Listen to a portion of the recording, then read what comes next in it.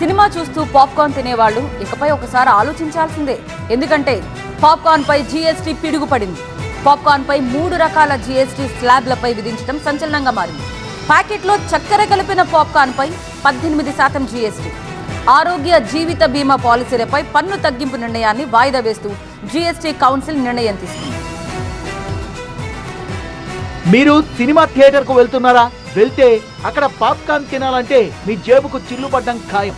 ఎందుకంటే పాప్కార్న్ పై 3 రకాల జీఎస్టీ విధించింది కేంద్రం. ప్యాకెట్ లో లేని పాప్కార్న్ పై 5% జీఎస్టీ విధించారు. ప్యాకెట్ లో వచ్చే లేబుల్ తో కూడిన పాప్కార్న్ పై 12% జీఎస్టీ విధించారు. పంచదారతో కలిపి తయారు చేసిన పాప్కార్న్ ను 18% పన్ను స్లాబ్ లో ఉంచారు. జీఎస్టీ కౌన్సిల్ పాప్కార్న్ ను రుచికి అనుగుణంగా వివిధ స్లాబుల్లో ఉంచింది. భారతదేశంలో పాప్కార్న్ మార్కెట్ వేగంగా పెరుగుతోంది.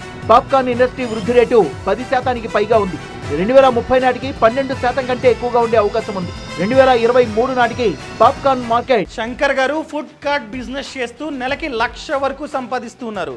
మీరు వీరి నుండి ఈ బిజినెస్ గురించి నేర్చుకోవాలా? అయితే ఫ్రీడమ్ యాప్ ని డౌన్లోడ్ చేసుకోండి. 1,158 కోట్లకు చేరుకోవచ్చు. ప్రస్తుతం దాదాపు 1,200 కోట్లకు పైగా పాప్కార్న్ బిజినెస్ నడుస్తోంది. 2030 నాటికి ఈ సంఖ్య 2,572 కోట్ల రూపాయలు కూడా దాటవచ్చు. When you talk outside it looks silly. अरे पॉपकॉर्न के ऊपर इतना चर्चा चाहिए क्या? मगर हर आइटम के ऊपर फिटमेंट कमेटी में स्टेट्स भागीदारी लेकर चर्चा करने के समय वो क्लियरली बोलते हैं एडेड शुगर वाले चीज को तो हम ट्रीटमेंट अलग ही देते हैं, चाहे वो ड्रिंक हो, कार्बोनेटेड ड्रिंक हो, जूस हो जिसमें एडेड शुगर है.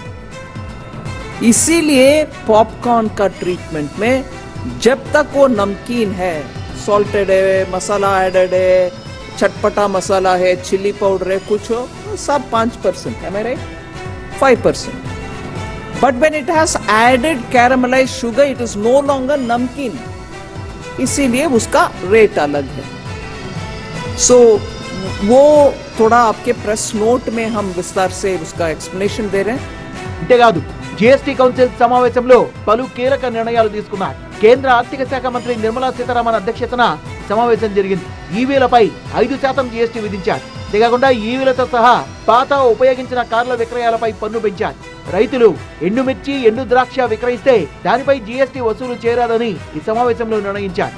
బలవర్ధకమైన బియ్యం గింజలపై ప్రభుత్వం జీఎస్టీ రేటును 5% తగ్గించినట్లు నిర్మలా సీతారామన్ వెల్లడించారు. సమాజంలోని బలహీన వర్గాలకు సహాయం అందించడానికి తయారు చేసే ఆహార పదార్థాలకు ఈ నిర్ణయం వర్తిస్తుందని తెలిపారు. 50% కంటే ఎక్కువ ఫ్లై యాష్ కలిగిన ఆటోక్లేవ్డ్ ఎరేటెడ్ కాంక్రీట్ బ్లాక్లపై 12% జీఎస్టీ రేటు నిర్ణయించారు. బ్యాంకులు, ఎన్బిఎఫ్సిలు రుణగ్రహీతల నుంచి వసూలు చేసే పెనాల్టీలపై జీఎస్టీ వర్తించదని కూడా ఈ సమావేశంలో నిర్ణయించారు. ఫుడ్ డెలివరీ యాప్లపై జీఎస్టీ ఇంకా పరిగణించలేదు. ఫ్లోట్ స్పేస్ ఇండెక్స్ పై జీఎస్టీ గురించి చర్చించినప్పటికీ దానిపై ఎటువంటి నిర్ణయం తీసుకోలేదు. పాప్కార్న్ కు సంబంధించి కూడా కౌన్సిల్ క్లారిటీ ఇచ్చింది. పాప్కార్న్ వస్తువులు, ఉప్పు, పంచదారకు వేర్వేరు రేట్లు నిర్ణయించబడ్డాయి. ప్యాక్ చేసిన ల్యాబ్ పాప్కార్న్ లో చక్కెర, పంచదార పాకం కలిపితే 18% జీఎస్టీ వసూలు చేస్తారు. బీమా విషయంలో ఏకాభిప్రాయం కుదరలేదు.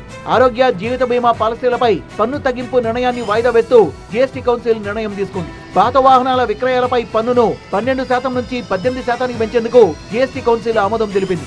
తరుగుదల క్లెయిమ్ చేయడానికి మార్జిన్తో అమ్మకాలపై, వ్యాపారం చేసే కొనుగోళ్లపై 18% పన్ను వర్తిస్తుందని కౌన్సిల్ స్పష్టం చేసింది.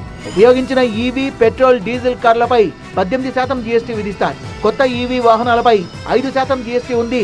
లగ్జరీ వస్తువులపై 1% సెస్ విధించేందుకు జీఓఎం ఏర్పాటు చేస్తారు. ఆంధ్రప్రదేశ్ కు 1% సెస్ డబ్బు ఇవ్వబడుతుంది. ఈవీలను ప్రోత్సహిస్తున్నామని చెప్పి మళ్లీ ట్యాక్స్ విధించడం ఏంటని ప్రశ్నిస్తున్నారు. మరోవైపు ఉపయోగించిన వాహనాలని సేల్ చేస్తే కూడా పన్ను విధించడం ఎందుకని మరికొంతమంది అడుగుతున్నారు.